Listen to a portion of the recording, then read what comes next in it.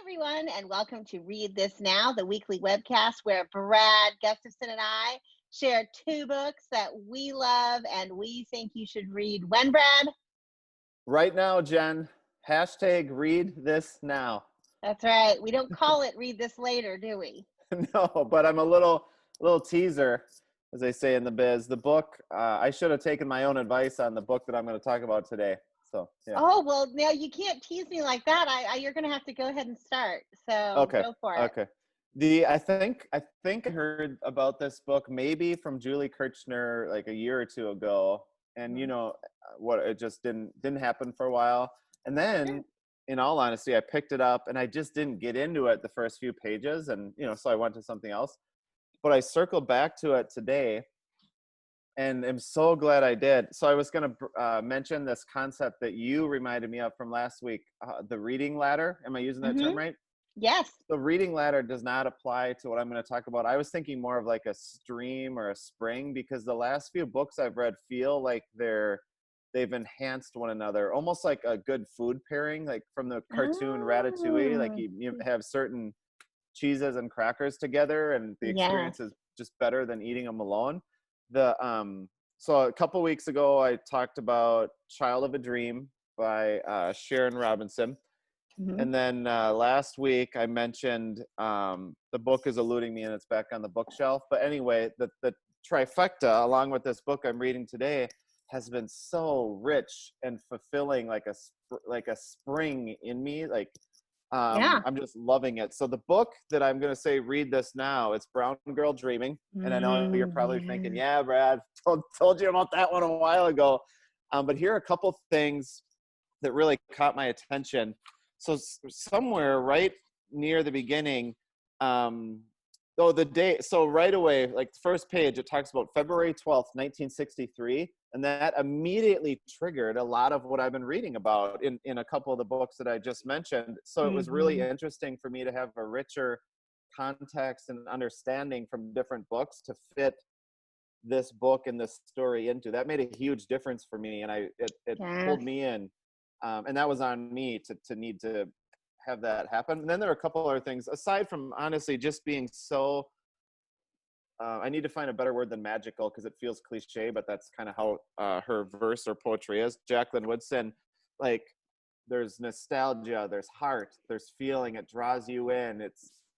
You just can picture it. So here are a couple quick things I appreciated. I mean, I appreciated it all, but there's a page where it talked about, I'll just read it. And now coming back home isn't really coming back home at all. And that's it.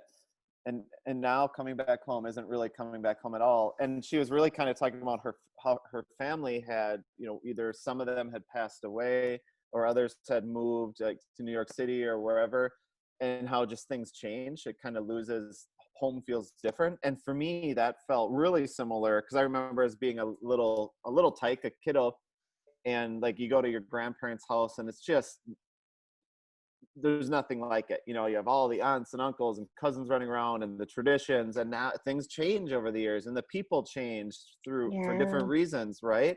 And part of it's kind of sad, and part of it you kind of have to roll with, because life goes on, and then you're blessed by new people who come in, but yet it's not the same. And so anyway, that stuck out. And then there was another page. I don't know if I've ever told you this before, but I have this affinity for fireflies. I just find them enchanting and captivating. But there was a page on the last fireflies, and she talks about how her and her siblings are catching fireflies, but they kind of know the writing's on the wall where they know they're going to end up moving soon. So they're trying to do good and releasing the fireflies back into the wild, hoping that kind of the universe repays them for doing good and that they'll get to stay in their home. And I could just picture that kind of childlike thinking and the magic of fireflies, but yet the gravity of the ominous move and all those things. So so much good and so much power. And this is where I need to start taking my own advice and read stuff now instead of later. But my book I'm recommending is Brown Girl Dreaming by Jacqueline Woodson. Read this now, and I would recommend checking out the other two books and kind of having a stream of reading that weaves those in, because they are really powerful together too. Interesting. As you were talking, I've got so much to say. Number one, I just love it listening to you when you get really excited about a book. It's the best part of my week. But also, I kind of felt like there was a nod to a reading ladder in what you were saying, because I think the context of the historical context from the other book, it sounded to me like it helped you. It was a rung on your reading ladder because it helped you connect to the book in a different way. And also, I just think, it's wonderful when we find books when our heart's ready for them, right? Maybe your Mhm. heart wasn't ready for Brown Girl Dreaming when you first recommended, but it's ready now. So Right. that's And another wonderful. thing, so I was reading a different book that somebody recommended that I abandoned, and I was just trying to push through it because there were parts that I really enjoyed, but then there were also parts that weren't as Yeah. catchy or doing what I needed them to do. And I just thought there are so many good like books that I can barely put down and don't want to stop. Mm, Why am I, that's you know, right. I don't know if I read about 100 pages in it. I'm just like, you know what? Maybe another day, but not today. So then I picked up this one, and I'm like, yes, this This is this one is is, how I yeah. want to feel when I read. Yes, yes. I think it's absolutely legit to abandon a book. And honestly, that's a skill that we should be teaching kids to recognize when they're just not, whatever, for whatever reason, the stars aren't aligned. This is not the right book for them at that right moment. And it may have absolutely nothing to do with the reading level or the content. It just might be that for that kiddo in that moment, it's not speaking to them. And it's okay to put it down and find the one that does speak to you, because you want them to have the kinds of feelings you're having now with Brown Girl Dreaming, and not the kinds of feelings you were having with the other book where this is Hmm. frustrating and I don't like it and why am I having to do this, right? Right. Or I'm So, talking myself into thinking like I should like this. Come on, I should like right, this. It's like, well, I gave it a shot and I didn't like it. So it's good exactly. empathy builder. I love it. Jacqueline Woodson is a national treasure. And Hmm. so I love that you were spending some time with her. And she's another uh, author that we were speaking earlier before the broadcast, but she's another one that writes for all age groups, picture books, young readers, middle grades, young adult, and even she even has a couple adult books. So Oh, cool. it's almost unfair how talented she is. So You and I that's during the wonderful. pre-show, as we were talking, I mentioned I was listening to Bookjoy with Mr. Shu, and in Yes. the chat, someone had mentioned Jacqueline Woodson for something, and I was literally, Uh, it was just a quick connection. I'm like, hey, I yes. actually have her book on me right now. Like I'm I taking a love reading break, it. listening to the show. I love that so much. Well, it's funny, as usual, even though we've only ever planned the show once, we're exactly, that we don't ever really share the books we're going to talk in advance. And yet we have managed to pick similar books again, in so much as I'm going to share a novel in verse today as well. So, the book I want to share is called Clap When You Land, by Elizabeth Acevedo, which some people might know that name from the Poet X, which came out a few years ago and was hugely popular. This book, like the one that, like Brown Girl Dreaming for you, Brad, captured me in a way that, number one, made it hard to put down, but also then made me want to read it again, because it's a novel in verse. Like the first time, I was just really so captivated by the story, which is about two girls. One's name is Yahira and the other one's name is Camino. Yahira lives, and they're close to the same age, they're a few months apart. Well, Yahira lives in New York City with her mother and her father. Her father's a businessman who travels all around the world and has gone a lot, and who goes to school in her neighborhood. Her family owns a local business. They have just a really sort of typical life there in the United States. And Camino is a teenage girl about the same age, few months younger, I think, than Yahira, who lives in the Dominican Republic. And she lives with her aunt, who is sort of like, I would call her like the village midwife. She helps people who are sick, but she also helps deliver babies, and she uses a combination of modern medicine and more traditional medicine and healing, etc. And Camino very much wants to be a doctor. She wants to move to the United States, go to Columbia University, because while her mom is dead, her father works and lives in the United States and comes back to the Dominican Republic once or twice a year and talks about Columbia University and how, and tells stories about the United States that makes Camino very much want to move there and be a part of that life.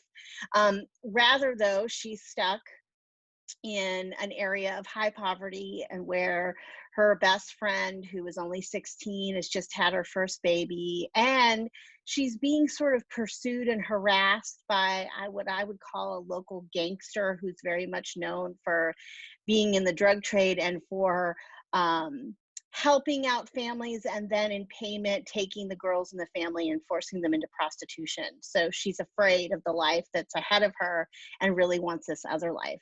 So the two girls don't know each other at all, but their lives collide when there's a plane crash between a plane going from New York to the Dominican Republic, in which both of their fathers die. And spoiler alert, so if you don't want to know this part of the book, you can mute what I'm about to say. Both their fathers die, but only one man that they know on the plane dies. Turns out they both have the same father. And he has had a family in New York and a family in the Dominican Republic. And from this Oh crash, my goodness. I know. That is amazing. I mean, just what a story. Talk about hooking a reader in, and then it just becomes these two girls find out about each other, but their parents don't want them to meet, but they very much want to, and so they start plotting and scheming to figure out a way to connect, and so on and so forth. So, and it goes from there. So, like, the first time I read it, I was just page, wanting to follow this incredibly captivating and unique story of these two girls. But then afterwards, I found myself, because it's a novel in verse, I found myself wanting to listen to it. So I downloaded the audiobook, which was narrated by the author, which was beautiful. And as she was reading, I found myself wanting to look at it again so I could think about the craft of the word choice on the page, because when it's a novel in verse, you know that the author is making intentional choices about when to break a line, how to, certain lines that only have one word on them, so you want to pay attention to those things. It's just so rich and multifaceted. And you talked about, Brad, how there's so many great books out there. Why would we spend time on those that don't captivate us? But how magical that there are some that captivate us so much that we want to spend even more time with them. So I can't recommend it enough. Clap When You Land by Elizabeth Acevedo. Even though it's a big, thick book, because it's in verse, it's very accessible.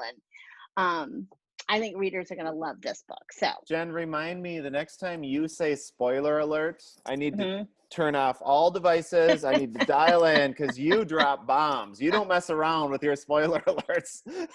Well, the girls figured this mystery out probably a third of the way through the book. So you're not waiting, it's not something that's going to ruin the whole book for anyone, but you don't really know it until, it's not on the first page that's dropped. And I think as a reader, readers might figure it out before the girls do, but it is sort of this, oh my gosh, now what's going to happen, So on the verse analysis, I'm sure this happens to everyone. Like, I was reading Take the Mic, and, Jason Reynolds has a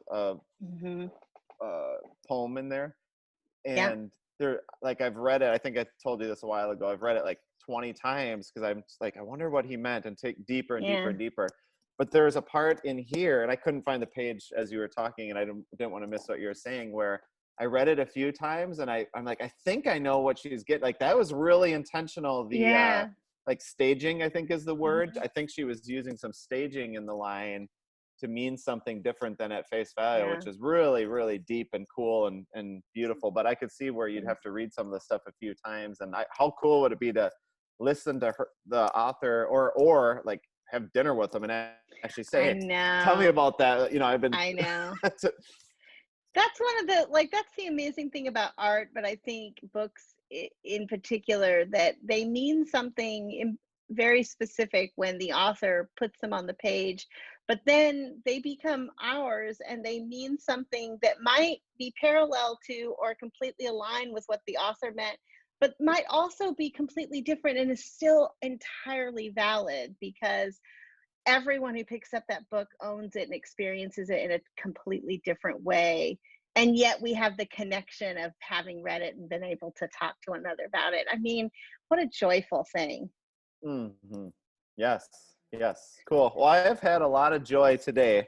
Me Usually too. this is like the highlight of my week, but I got book joy. I had the book joy earlier, so it's been like a double whammy of awesomeness. I know it's like a joy bomb and I love it. Right. So The only thing thank better would be you. having like a book show up at the front door that we ordered online. So we'll see. Well, it could still happen. Not, Look, it's not Deb too just late, said right? there's a book that came today. Look Yeah, at this. win.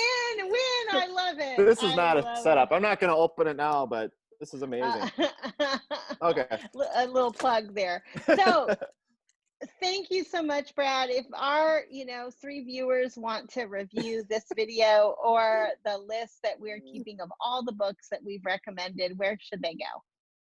They should go to, oh my mind is swirling with chaos from the fun we just had. bit.ly/read That's it.